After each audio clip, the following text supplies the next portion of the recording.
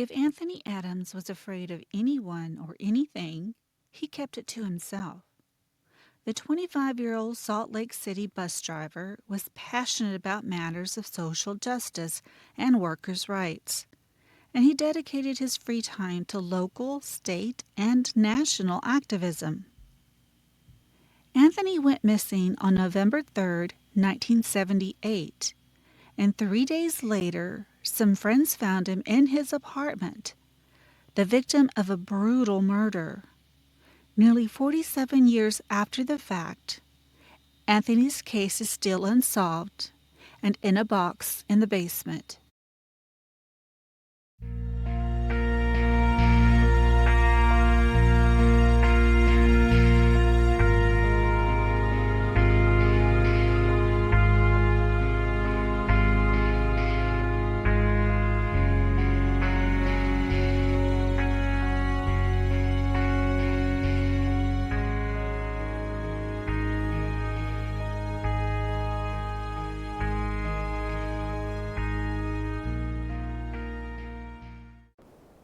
Hello, and welcome to Box in the Basement podcast.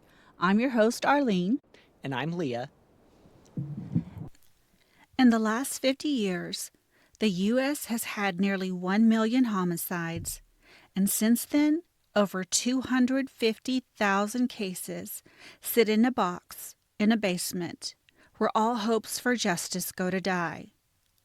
In 1996, someone shot my uncle Leon Laurelis, changing my life forever and leaving a devastating hole in my heart, and his case remains unsolved.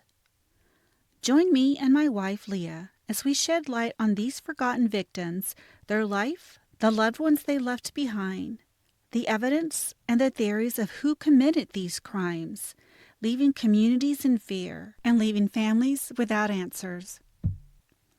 Support our effort to change the justice system through the Homicide Families Victims' Rights Act, as we hope to make a difference with our audience as we remember the victims and demand justice. In 1996, my world was shattered when my uncle Leon Laurelis was shot execution-style in a small town in Texas.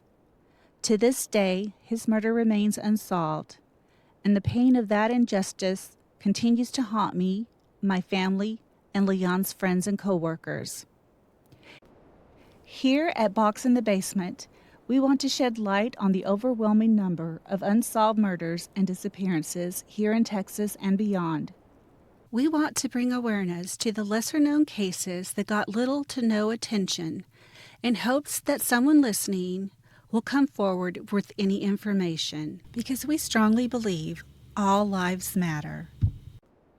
Ultimately, we want to get justice for Leon and for all the victims whose cases are sitting, collecting dust in a box in a basement. Please note that this episode contains depictions of violence that some people may find disturbing. Listener discretion is advised. Please like and follow our pages on all social media platforms for Box in the Basement Podcast and Justice for Leon Laurelis.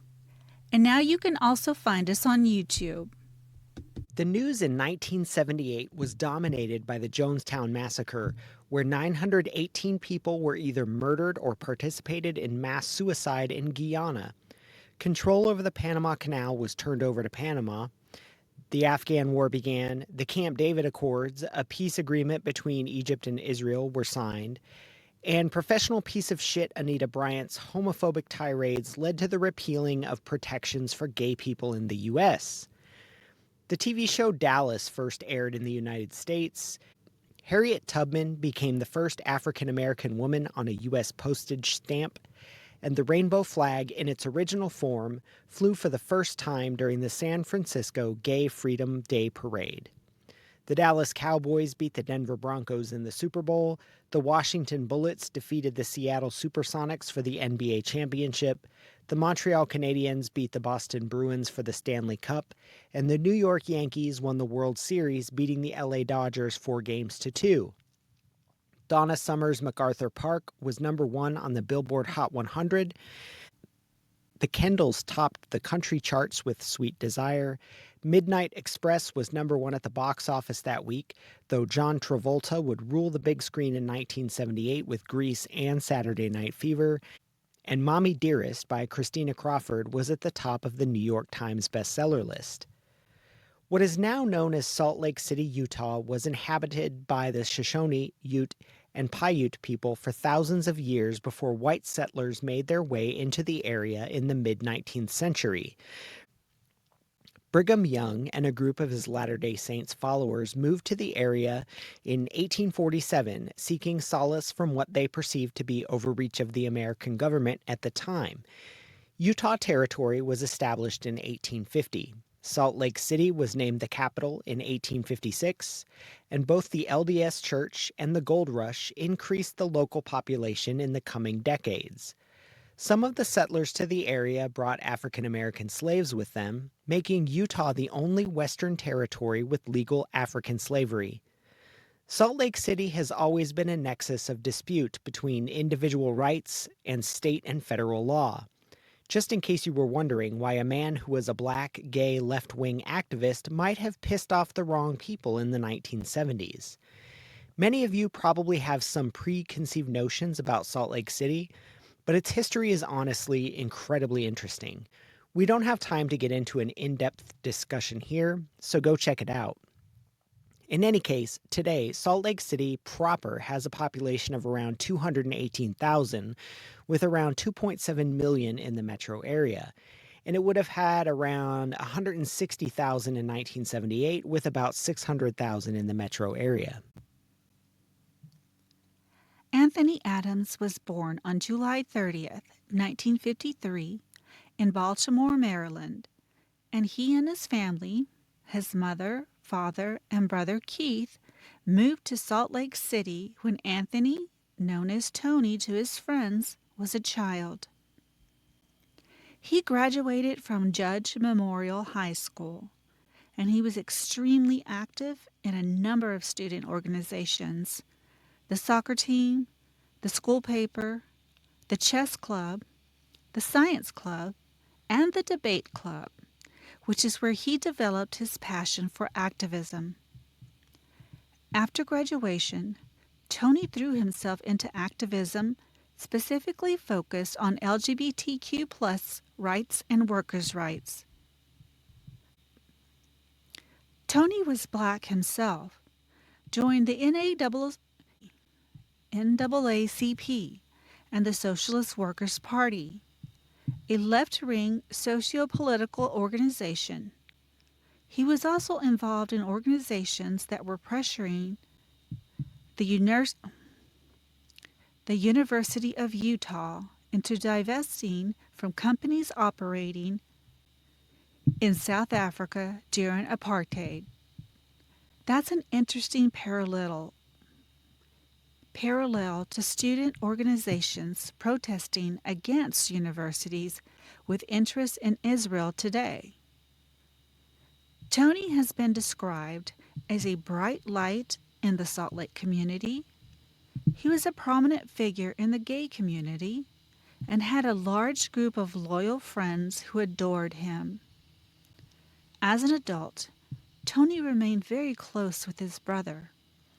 You can find family pictures online of Tony with Keith, Keith's wife, and their 2 children. It's so, so sweet. Tony's family was Catholic and devout. Being a gay man in a Catholic faith is a difficult combination today, and it was definitely harder back in the 1970s. Eventually, Tony found a home in the Metropolitan Community Church, which was also active social justice issues of the day.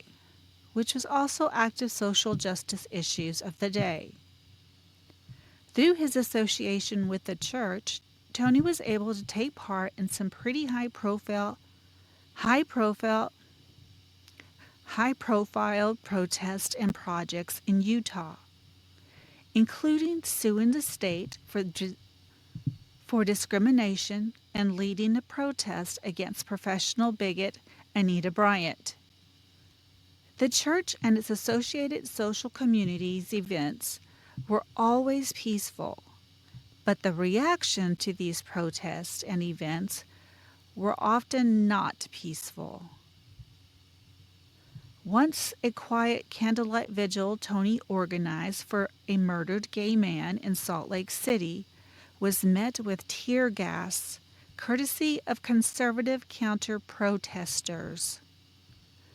Right before his death, Tony had actually started to get into politics, throwing his support behind and running a campaign for a Socialist Party congressional candidate. Before we get any deeper into our story, I think it's important to cover a little more of the zeitgeist here. We talked about Salt Lake City in general, but it's important to point out that the city has now, and back then, a vibrant gay community. There were gay bars, bathhouses, even a section of beach on the Great Salt Lake known as Bare Ass Beach. You can use your own imagination there. Today, Salt Lake City is home to a huge pride parade and has even had gay mayors. I bring this up for a couple of reasons. I think people have certain ideas about Salt Lake City as this extremely conservative Mormon town, which it is in some aspects. But it definitely does have a history as a nexus for social justice movements, which is part of our story today. The 1970s were when the gay rights movement really started gaining momentum in the United States. The Stonewall riots in New York kind of opened the door for out, loud, proud gay activists and allies, and we saw public attitudes start to shift. States started decriminalizing homosexuality. The medical community acknowledged that being gay is not a mental illness, despite what Meta says, and people stopped hiding in the closet. This, of course, generated quite a lot of backlash from more conservative groups and communities, to include violence. Harvey Milk, an outspoken gay public official in San Francisco, was assassinated just a few weeks after Tony was killed. Another gay activist in Salt Lake City, Douglas Coleman, was also murdered at the end of November in 1978, and his murder has also never been solved. So, as we mentioned a few minutes ago, Tony was the campaign manager for a man running for Congress. He left work early on Friday, November 3rd, hoping to rest and recover from a recent dental surgery. He had a big weekend coming up. Not only was the general election coming up the next Tuesday, but there would be a final push for votes that weekend, ending with a big rally on Sunday, November 5th. Tony's friends were unable to reach him on Friday and Saturday, but nobody thought much of it. It was a super busy time for Tony, and this was before cell phones. But when Tony failed to show up for his candidate's political rally on Sunday, his friends and colleagues became concerned. Nobody could contact him, so several of his friends climbed through a window at Tony's apartment on Monday evening and found him naked on his bedroom floor, slumped against the radiator, covered in blood. I've seen 3 different articles claiming 3 different sets of friends or colleagues found Tony, so I'm keeping it non-specific here. Investigators theorize that someone attacked Tony while he was in the bathroom. A struggle ensued, with Tony being attacked in several locations in his apartment, and then he ended up dying in his bedroom. He'd been stabbed multiple times in the neck and chest, with several of the stab wounds reaching all the way to the muscle tissue surrounding his spine. That is a brutal attack. It's important to point out here that the medical examiner found that Tony had been dead for several days by the time he was found in his home, likely dying on Friday, November 3rd. Discrepancies, disagreements, and conflicting reports surrounding Tony's death started almost immediately. The general theory, at least at first, was that this was a robbery gone wrong, as the cash Tony kept in his wallet was missing, his dresser drawers were pulled out, and the sheets from his bed had been stripped off. At the same time, investigators noted that they found two separate knives in the house with blood on them. One was a large wooden-handled butcher's knife that was found on a pile of sheets in Tony's bedroom, and the other was a small paring knife that was found later on in a kitchen drawer. Blood from these knives was sent to a forensic lab to be tested, and that blood sample somehow got lost. And to make matters worse, as of 2023, administrators at the lab were unable to find any records of this blood sample. All traces seem to have vanished. To be fair, though, the staff at the lab said that this could be due to the fact that they simply didn't have a good, comprehensive database of evidence that old. It could also be that it was misfiled or simply misplaced. Right. Like, I am suspicious about the circumstances surrounding the missing evidence because of who Tony was and what his role in the community was. But I do realize that Hanlon's razor is a thing for a reason. Hanlon's razor basically says that you shouldn't attribute malice where incompetence can explain things. But my own experience here has kind of colored my perception and makes me feel a little less charitable. In any case, as we mentioned, theories diverged from the start. Tony's friends, co-workers, and colleagues believed that he'd either been the target of an assassination related to his political affiliation. Socialists have rarely been treated well in the United States, or the victim of a hate crime. There had been a spat of violence against gay men in the area in the late 1970s, and his friends felt it was possible that was the case here. Investigators stiff-armed both of those theories from the start, which is unsurprising. One of the original investigators on the case dismisses this idea almost entirely, claiming that Tony wasn't well connected or an outspoken gay man. Well, I call BS on that immediately. You don't run a congressional campaign without being well connected in the community to some extent. Police at the time leaned toward robbery as a motive, and they even identified a person of interest to support this theory back in 2012. Right. So one of the fingerprints identified in Tony's apartment belonged to a woman named Mickey Ann Henson, who was a woman with a bit of a past, though the details of that past seem to have been distorted and embellished as time has passed. Investigators believed that Mickey was a sex worker and a drug user, and that she was actively involved with a group of people who used to hustle and rob gay men in the area. Mickey had run away from home and gotten involved with the wrong crowd as a kid. She did occasionally work as an escort, but according to her sister, she wasn't a career criminal. She also had a day job and her own place, and she had other family in the area with whom she was close. People have made kind of a big deal about her being in Tony's house. Like, what would a female sex worker be doing in the home of a gay man? I read somewhere that this caused investigators to question whether Tony was even gay. I don't find this super odd, though. People have friends and acquaintances over to their houses all the time. You can find fingerprints of numerous straight men in my house. That doesn't mean I'm secretly straight and having affairs with men or hiring male sex workers. And as far as I know, there's never been any definitive link to this alleged gang of thieves targeting gay men either. But again, we don't have access to large portions of the case file here, so I can't say anything for sure. That was the only solid lead investigators developed over the last 47 years. According to another investigator who handled Tony's case, the homicide unit in Salt Lake City in the 1970s was overworked. Not only were they working homicides, but other violent crimes as well. They were simply too many cases. There were There were simply too many cases and not enough detectives. Things fell through the cracks. It's a piss poor excuse for sure, but it is a likely explanation.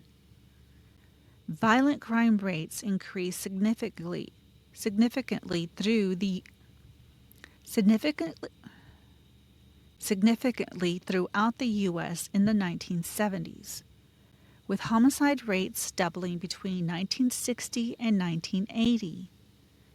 This was due to a combination of factors that academics still argue about today: concentrated urban poverty, stronger and more potent illicit drugs, the expansion of the interstate system, the world getting smaller as pop culture in, infiltrated infiltrated more households through TV, movies, and music. And some people have even suggested leaded gasoline is linked to the spikes in violent crime. In any case, murder rates climbed in the 1970s, and Salt Lake City was no exception. So, what happened to 25-year-old Tony Adams on November 3rd, 1978? We'll start with two theories that law enforcement has more or less embraced over the years. The first we touched on a bit already, and that's my absolute least favorite theory in any case, which is that this was a robbery that went bad. Tony's wallet was missing cash, and the fact that he was more than likely killed with a knife from his own kitchen does seem to indicate that this wasn't necessarily a premeditated killing. It is possible someone entered Tony's apartment looking to steal some valuables, not realizing he was home. We said that investigators theorized that Tony was in the bathroom, maybe in the tub or getting ready to take a shower, as he wasn't wearing any clothes when he was found. He was startled in the bathroom when this intruder entered, and then their fight spilled out into the hallway and then eventually into Tony's bedroom, where he died. Nothing else was taken from Tony's apartment that we know of, but if you just stabbed someone to death, your first priority is probably getting the hell out of there. So maybe you grab some cash and leave. We have law enforcement's person of interest, Mickey Henson, but I don't really think I believe she had anything to do with this. We don't know the nature of the relationship between Mickey and Tony, if there was one at all. And we don't know why law enforcement thought she might have been associated with this band of thieves that liked to rob gay men. But again, there's a lot of information from the case file that we just don't have. According to Mickey Henson's sister, Mickey was bisexual and was dating a woman at the time of Tony's death.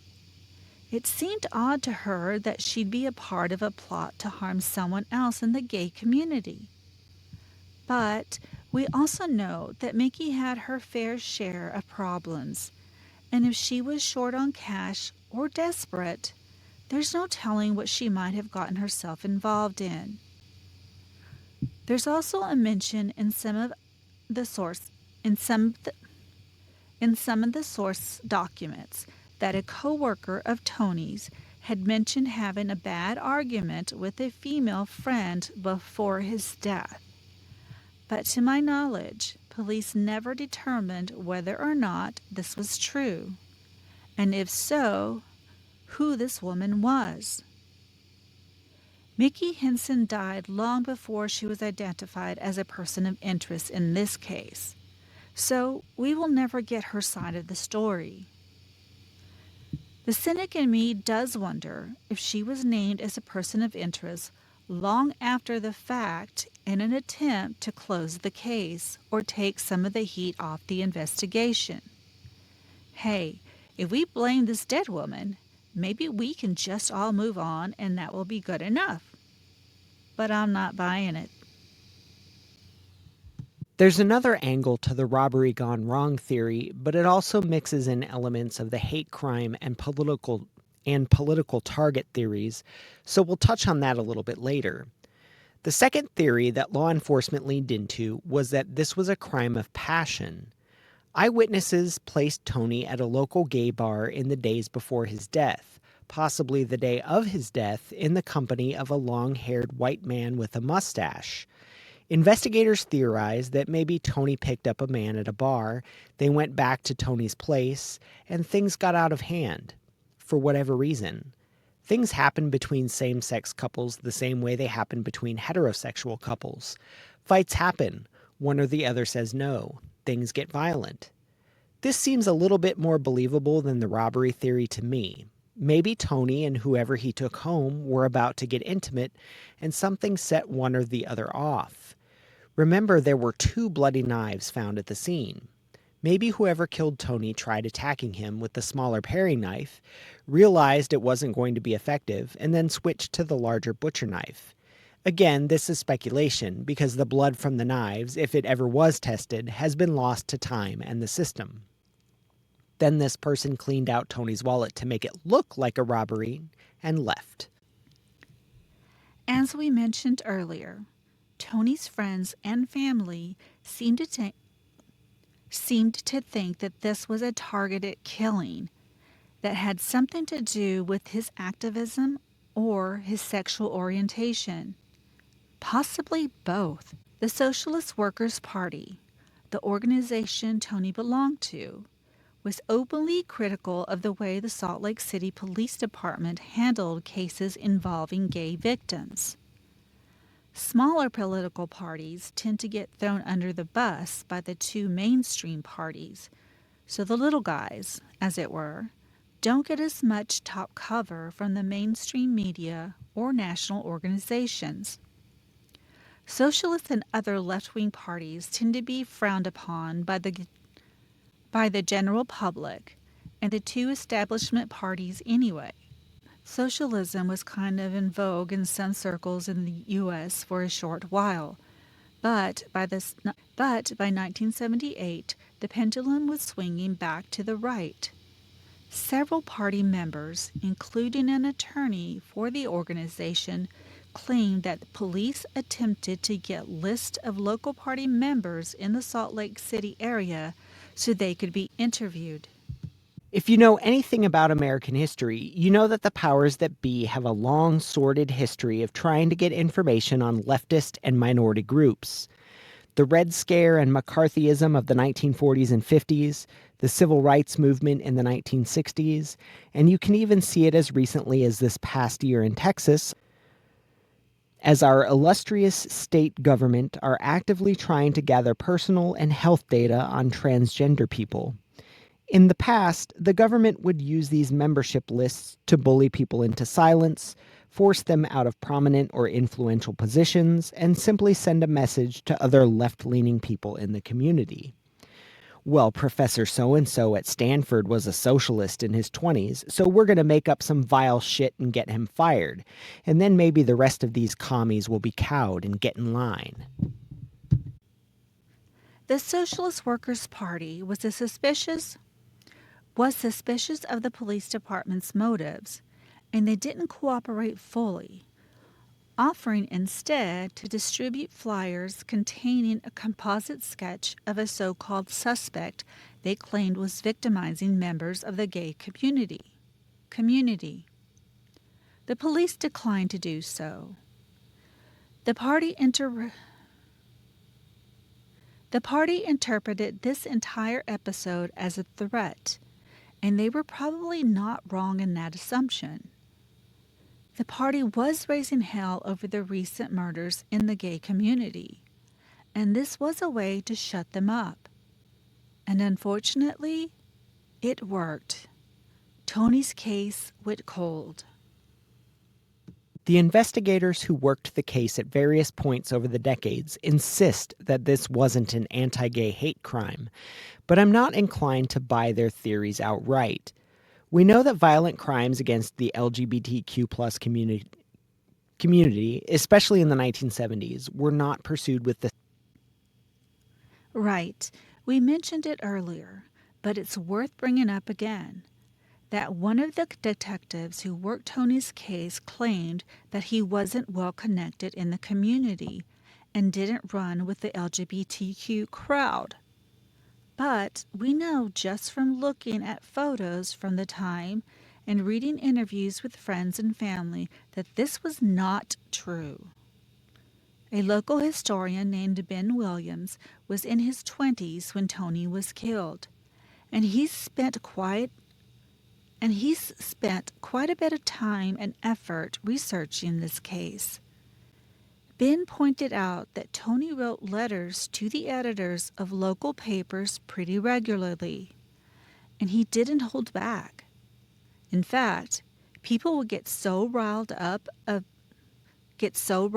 by his words, they'd write letters to the editors themselves in response, like a fight in the Facebook comment section, except by mail.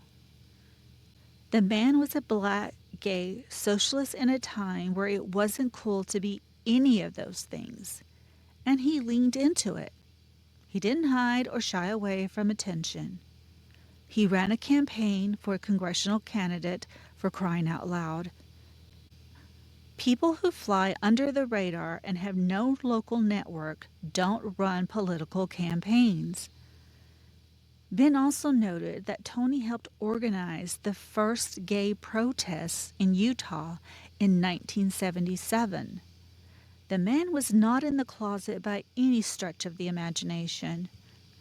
That being said, other than irritating the local paper's readership, there's no evidence, at least none that we know of, that Tony was ever threatened by someone who was upset with him for being black, gay, or socialist. But honestly, that doesn't mean a whole lot to me. Things are slightly better now, at least for the LGBT folks, and people who are more likely to report threats and people are more likely to report threats or violence against them. But that wasn't the case until recently.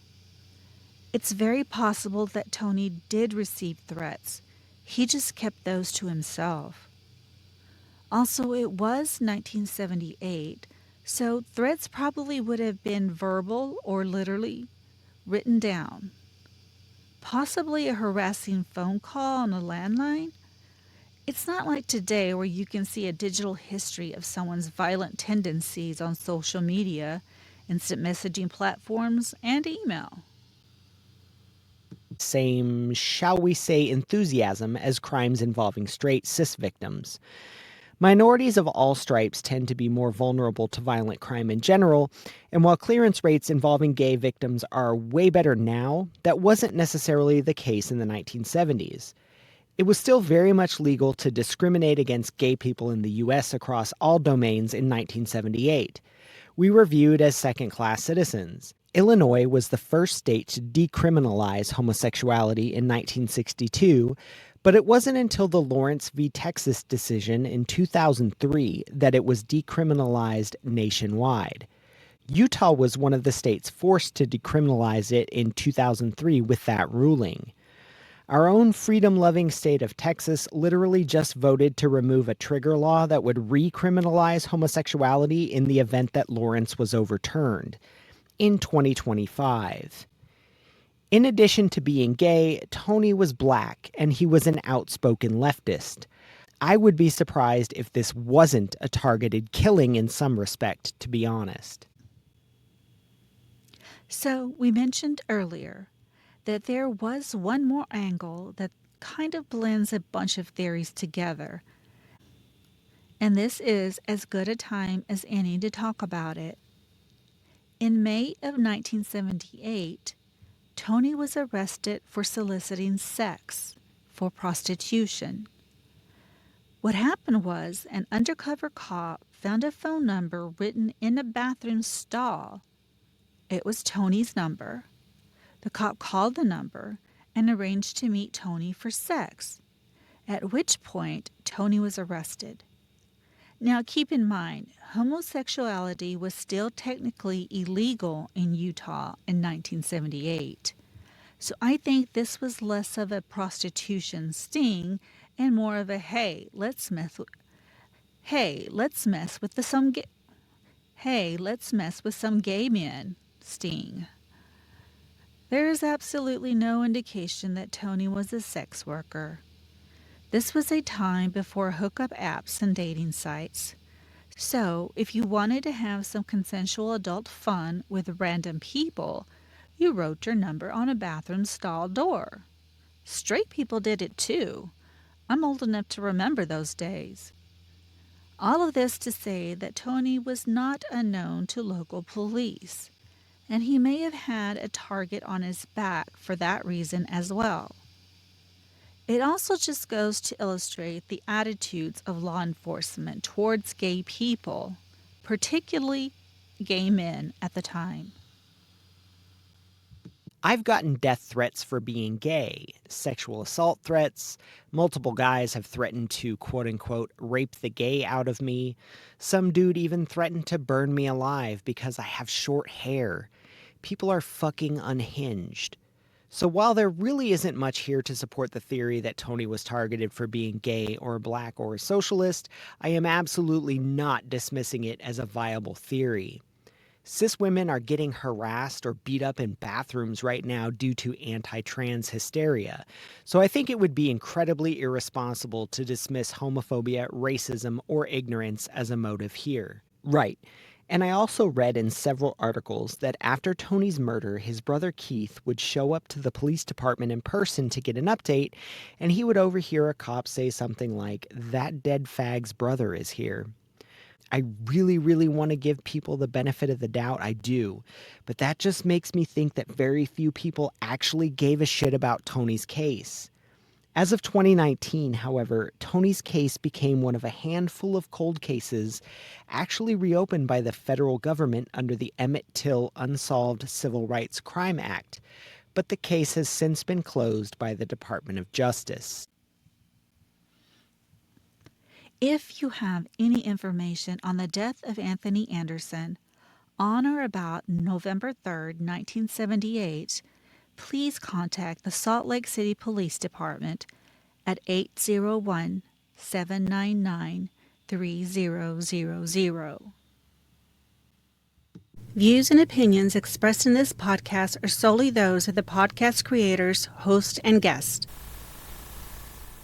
If you or someone you know is a victim of crime, support is available. Call 855-4-VICTIM to speak with someone who can help you understand your rights and options. Visit victimconnect.org to learn more. We are excited to announce that we are now a part of the Darkcast Network. Darkcast Network, the best in indie podcasts. Check out all the great shows at darkcastnetwork.com. If you think bringing unsolved cases is important, then please take a moment to rate and review our podcast.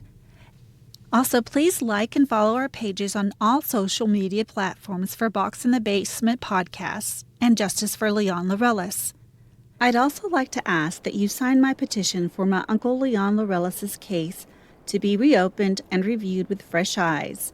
And you can find our petition on change.org. This podcast has a bigger purpose than just providing information and entertainment. The Homicide Victims Families Rights Act is a bipartisan bill that was signed into law by Congress in 2021, and we want to see it put into action. This law establishes a systematic process for reviewing case files related to cold case murders. The focus is on providing a mechanism for the families and friends of murder victims to request a formal review of such cases.